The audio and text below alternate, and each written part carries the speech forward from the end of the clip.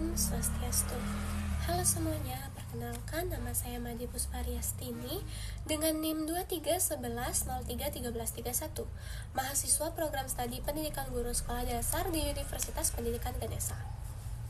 Pada kesempatan ini saya akan menyampaikan video reflektif sebagai bagian dari tugas mata kuliah pengantar pendidikan anak berkebutuhan khusus yang diampu oleh Bapak Wayan Eka Paramarta, SPD MPD.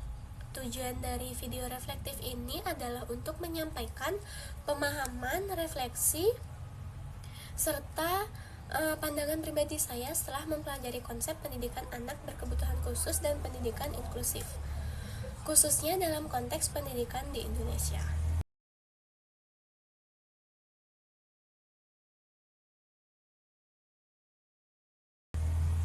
Yang pertama, pemahaman pribadi saya tentang makna pendidikan anak berkebutuhan khusus mengalami perubahan yang cukup signifikan.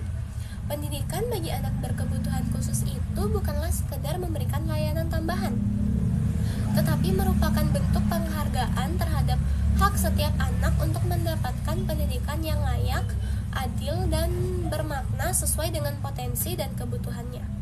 Setiap anak itu memiliki karakteristik yang unik, sehingga pendidikan pembelajaran pun harus disesuaikan.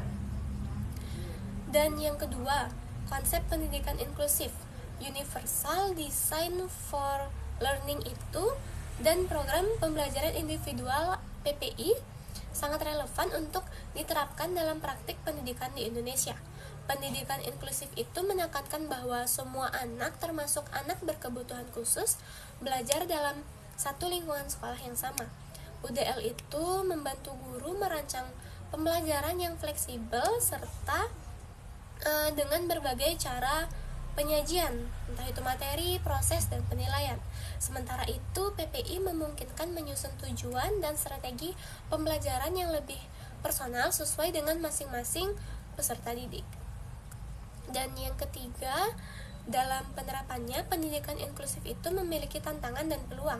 Tantangan yang sering dihadapi itu antara lain keterbatasan pemahaman guru, kurangnya sarana dan prasarana, serta minimnya kolaborasi antar sekolah dan orang tua, serta tenaga profesional. Namun di sisi lain terdapat peluang yang besar untuk menciptakan lingkungan belajar yang lebih harmonis, toleran, dan menghargai keberagaman. Pendidikan inklusif itu juga membantu siswa reguler untuk belajar tentang empati, kerjasama, dan saling menghormati. Dan yang keempat itu contoh nyata atau gagasan inovatif yang dapat diterapkan guru di kelas inklusif, antara lain penggunaan media pembelajaran yang multisensori, penerapan pembelajaran kooperatif, pemberian pilihan tugas sesuai minat dan kemampuan siswa, serta penggunaan asesmen yang fleksibel.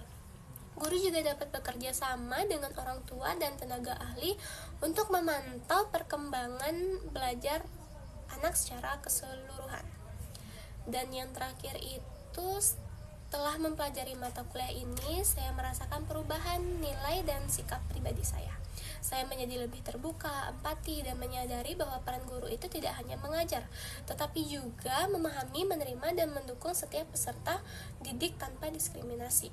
Mata kuliah ini memperkuat komitmen saya sebagai calon guru SD untuk mendukung terwujudnya pendidikan yang inklusif dan berkeadilan.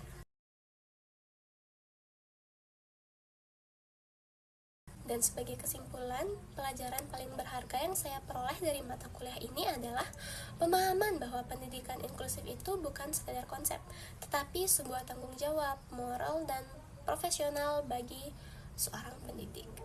Dan saya berharap ke depannya pendidikan anak berkebutuhan khusus di Indonesia itu semakin berkembang, didukung oleh kebijakan yang berpihak, peningkatan kompetensi guru, serta kesadaran masyarakat akan pentingnya pendidikan yang ramah dan inklusif bagi semua anak.